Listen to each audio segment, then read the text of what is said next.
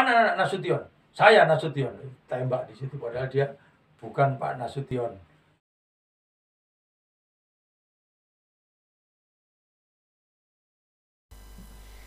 Sebenarnya peristiwa apa pada tanggal 1 Oktober sehingga pada waktu itu dijadikan Hari Kesaktian Pancasila? Para jenderal yang telah mempertahankan Pancasila dengan gigihnya, dia disiksa, teman-temannya dibunuh di hadapannya dia, dimasukkan ke lubang buaya, dan jenderal yang masih hidup disayat-sayat, dia disuruh tanda tangan, dia tetap tidak mau. Andaikan saat itu jenderal itu mau tanda tangan, nah, berarti bukti Dewan Jenderal itu ada. Ini loh bukti tanda tangannya. Nah, kenyataannya para jenderal tidak, sehingga kokohnya para jenderal mempertahankan Pancasila itu, ya, dan kebetulan tempat itu ditemukan, ya, di lubang buaya, ya, tempat ditanamnya para jenderal itu. Nah, sehingga tanggal 1 Oktober itu diperingati sebagai Hari Kesaktian Pancasila.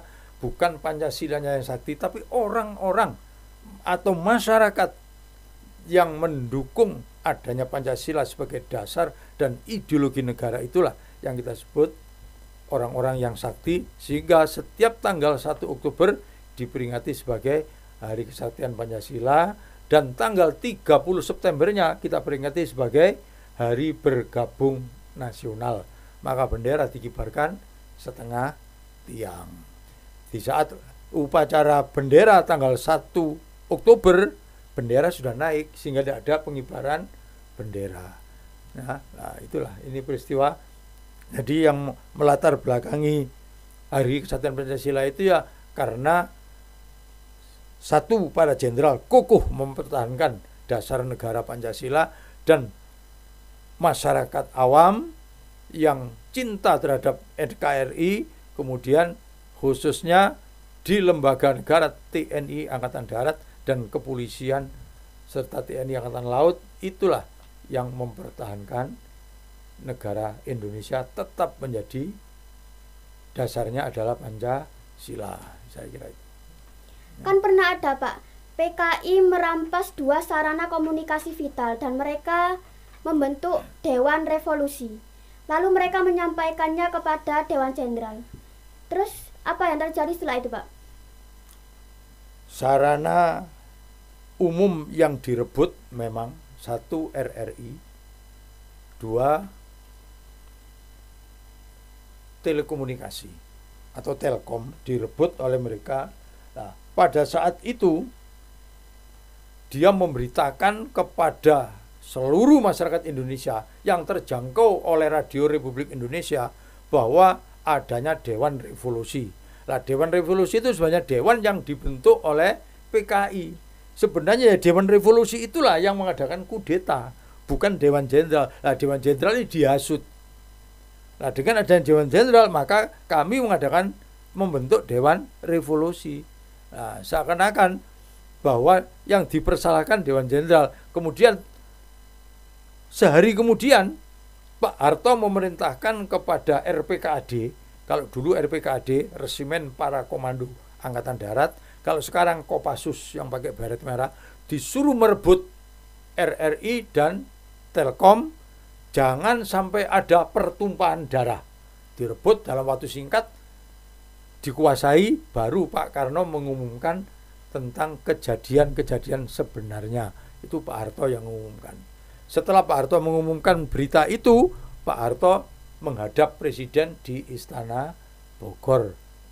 Nah, itulah nanti terjadi perbincangan 2 tokoh yang tidak ketemu.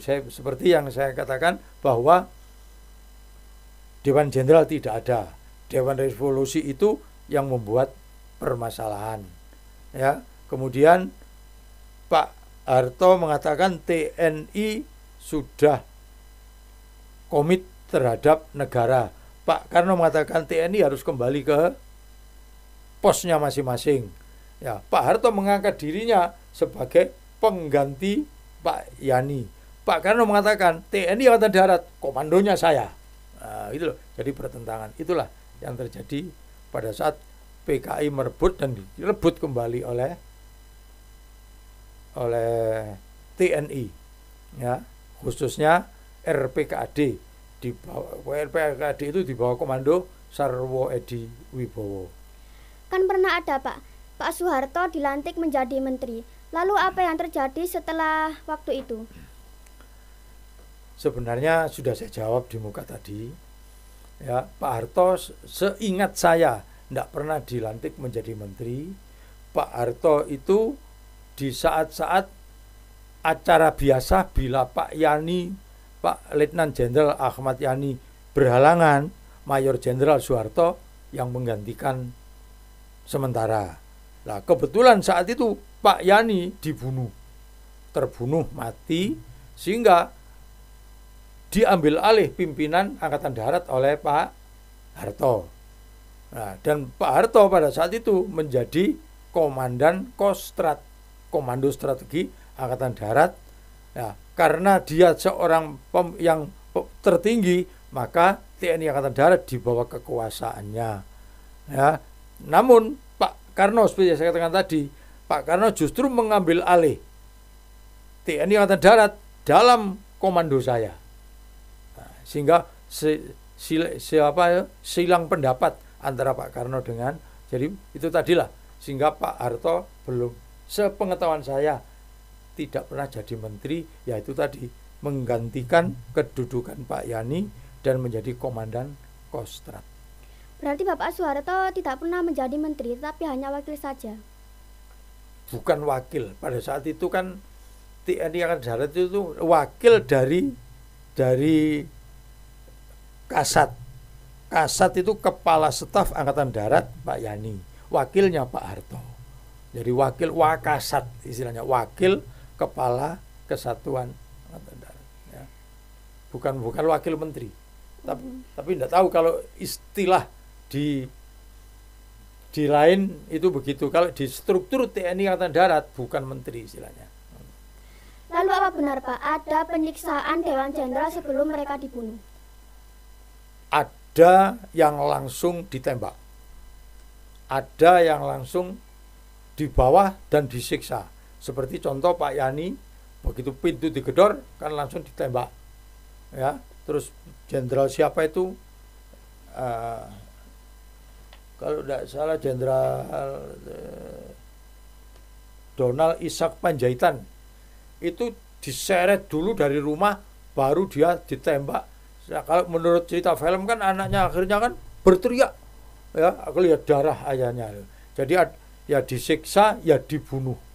Jadi ada yang dibunuh langsung di tempat, seperti Pak Yani yang diketahui oleh anak-anaknya, terus diseret keluar. Ada yang disuruh keluar, dia masih sudah berpakaian lengkap, terus ditembak di luar. Ya, disiksa. Terus ada yang hidup dibawa ke lubang buaya, disiksa di lubang buaya. Kira-kira berapa banyak Pak para jenderal yang menjadi korban pada saat itu? Para jenderal menjadi korban, kalau di Jakarta itu 6 jenderal. Siapa aja itu Pak? Yaitu Jenderal Anumerta Ahmad Yani, Jenderal Raden Suprapto, Jenderal Mas Tirto Darmo Haryono, Jenderal Siswondo Parman, Brigadir Jenderal Donald Ishak Panjaitan, dan Brigadir Jenderal Sutoyo Siswodiharjo. Itu yang di Jakarta. Yang di Jogja itu juga ada. Ya, di Jogja itu juga ada. Nah, tapi kebetulan kami belum tidak begitu hafal. Tapi ya itu ada. Di antaranya yang di Jogja itu yang saya tahu Jenderal Kolonel, bukan Jenderal ya, Kolonel Katamso Darmo Kusumo dan Letnan Kolonel Sugiono Mangunwijoyo. Terus seorang polisi ada, Karel Satswit Tubun. Itu seorang polisi yang ikut terbunuh. Dan ajudan Pak Yani, Letupir Andreas Tendean. Dia mengaku sebagai Pak Yani. Memang wajahnya mirip-mirip. Mana Nasution? Saya Nasution. Tembak di situ. Padahal dia bukan Pak Nasution. Ya, lah itu.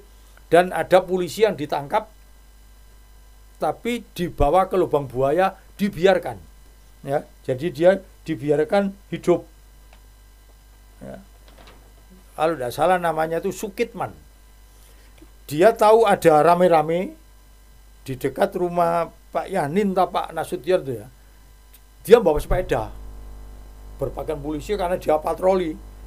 Tangkap polisi, ditangkap PKI, dibawa ke lubang buaya.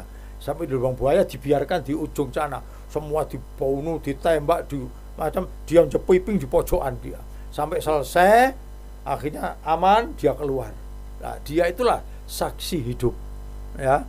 Nah, itu masih pangkatnya masih pelet 1 gitu ya. Kemudian, nah ini cerita tambahan saja ya. Pada saat Pak Sarwo Edi ingat sudah beberapa tahun, Sukitman itu apa masih ada? Masih Pak, panggil sini. Nah, dipanggil, diberi surat, diberikan kepada jenderalnya polisi, dia dinaikkan nggak tahu berapa tingkat. Ya, nah itu cerita sehingga yang menunjukkan bahwa di Lubang Buaya tempatnya di sini tuh insya Allah Sukitman itu. Asalnya nggak tahu kan diuruk. Nah, seakan-akan itu nggak ada. Nah, Pak Sukitman itu yang menunjukkan Lubang Buaya tempat ditanamnya 6 jenderal dan 7 perwira menengah. Dari kejadian tanggal 30 September dan 1 Oktober, makna apa dan nilai apa yang terkandung dan bisa kita amalkan, Pak? Ya, nilai-nilai yang terkandung adalah 1, ya, di antaranya yang utama adalah kita harus selalu waspada terhadap bahaya laten PKI. Ya, yang kedua, kita harus membina generasi-generasi muda kita jangan sampai terpengaruh oleh aliran-aliran sesat yang menyesatkan. Sekarang sudah banyak dan PKI ini sudah mulai ada yang gerilya lagi, sehingga sebagai generasi muda harus selalu tanggap dan waspada terhadap aliran-aliran yang tidak sesuai dengan akidah kita. Itulah saya kira hal-hal yang perlu kita pahami dan kita amalkan, serta kita selamatkan negeri ini dari kehancuran seperti yang dulu-dulu. Demikian saya kira. Oke guys, karena sudah lama kita bincang-bincang dengan Bapak Syuhada, dan buat para lovers jangan lupa klik subscribe, like, comment, and nyalain tanda loncengnya. Semoga kejadian di masa lalu tidak terjadi di masa kini. Terima kasih, saya Eka Septia Putri undur diri dan sampai jumpa di episode SM Bata Podcast selanjutnya dengan tema yang lebih menarik lagi. Wassalamualaikum warahmatullahi wabarakatuh. Bye-bye. Terima kasih, mudah-mudahan bermanfaat bagi semua, khususnya generasi muda. Assalamualaikum warahmatullahi wabarakatuh.